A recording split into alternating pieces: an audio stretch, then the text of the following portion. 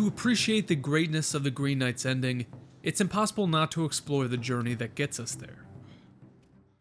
As we're told in the opening, this will not be a story of the valiant and honorable King Arthur pulling the sword from stone.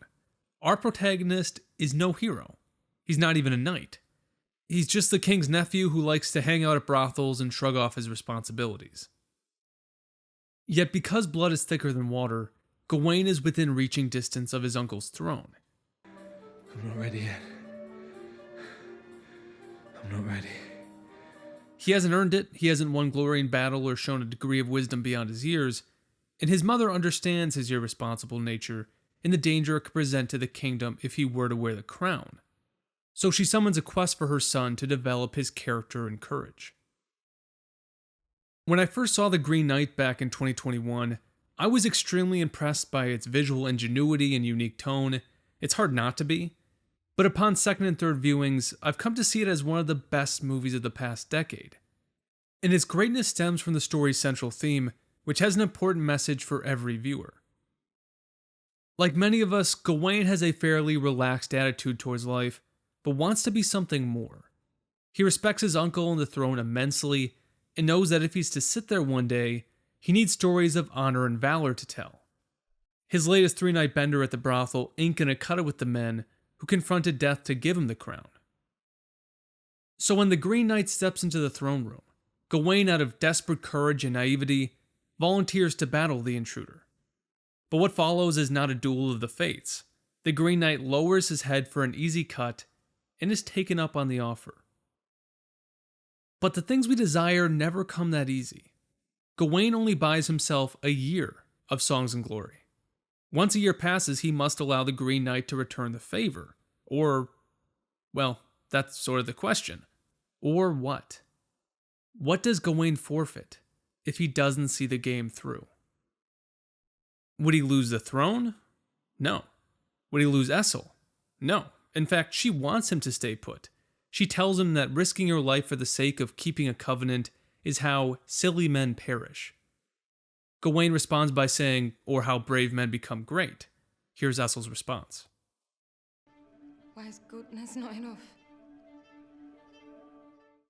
If Gawain stayed home next Christmas, that would probably be his best excuse. He could say, listen, the Green Knight tricked me, he's immortal, and it'd be better for me to stay here and use my blessings to help the little people than go and die for nothing. Goodness is enough for me. As Essel tries to convince Gawain to stay, his mother creates a green sash that she promises will keep him safe on his quest. These scenes are intercut because they work towards the same end.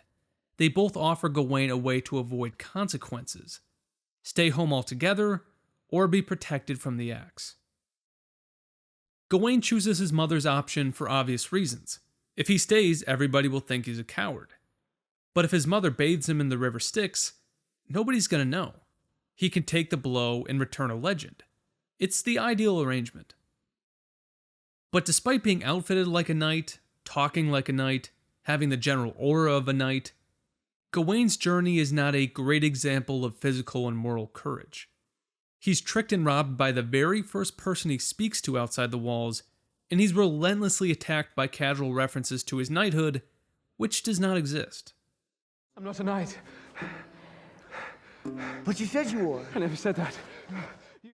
So he doesn't have the skill to take on 3 lowly bandits, and when he finally reaches somebody who isn't out to harm him, we learn that the robbery has degraded his moral instincts. Moral instincts which Essel believed were very strong. The ghost of a young woman who was brutally murdered wants her skull to be reconnected with her body, and she pleads to Gawain to get it from the bottom of a pond. His response is, "What will you give me in return?" The second things go sideways for Gawain, he starts to look at life through a cost-benefit lens. Not very knightly.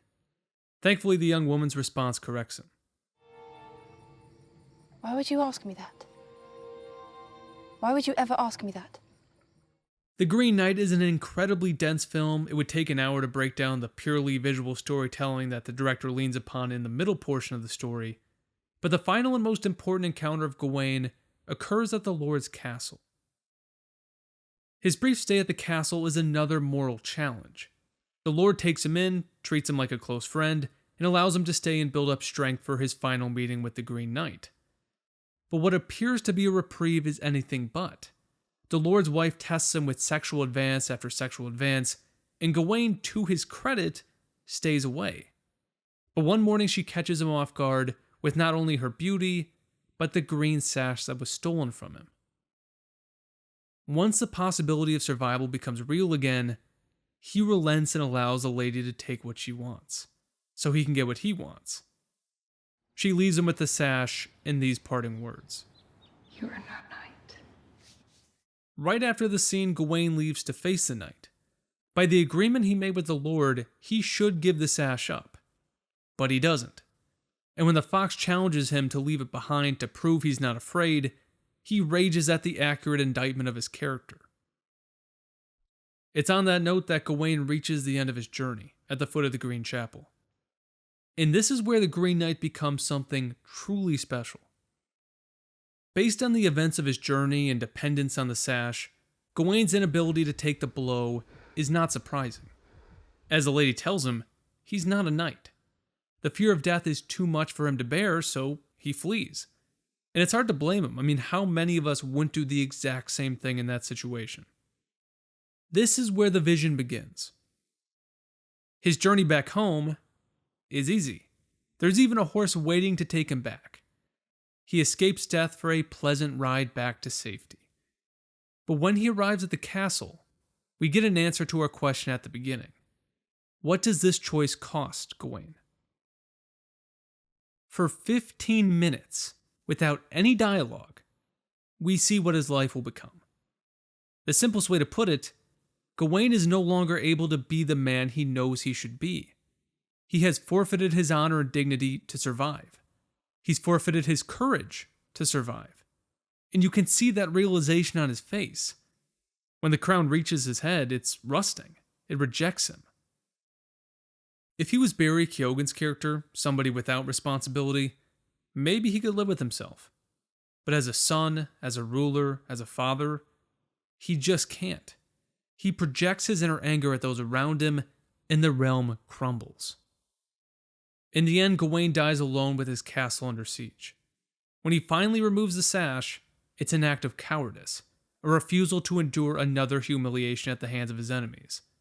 So he dies without a head, just like he would have if he took the Green Knight's axe. But instead of dying with honor, he dies a failed monarch who oversaw the ruin of his kingdom and family. I need to emphasize this again. The vision of what his life will be is 15 minutes with no dialogue. That's a risk you just don't see often. The performances and music are perfect. As far as modern film is concerned, you're not going to see much better. After seeing his horrific future, Gawain changes his mind. Now I'm ready. I'm ready now. Most of us have a green sash around our waist, something that we depend on for security or comfort, but holds us back from becoming the best version of ourselves. It could be anything from a bad habit to another person potentially. Sometimes it's not totally clear what is a sash and what isn't, but the Green Knight is telling us to be on the lookout. Don't be afraid to reflect on what could be hindering your potential. It's much, much easier to continue down the familiar road, the one that's safe and comfortable. But it's the foreign roads, the ones that appear treacherous and cause doubt and fear, that will yield an actual prize at the end. Well done, my brave knight. Gawain chooses that road, and we should do the same.